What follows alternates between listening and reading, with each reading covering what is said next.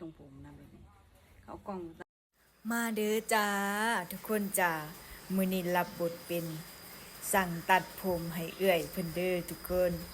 เอื้อยเพิ่นผมยาวเพิ่นว่าสิไปตัดอยู่ร้านเขา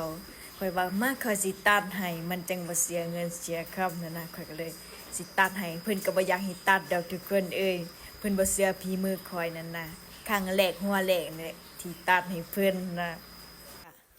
ข่อยก็ตัดไปก็เก๋ๆกังๆไปเด้อทุกคนเพราะว่าข่อยก็บ่เคยตัดผมให้ไผนั่นนะย่านมันออก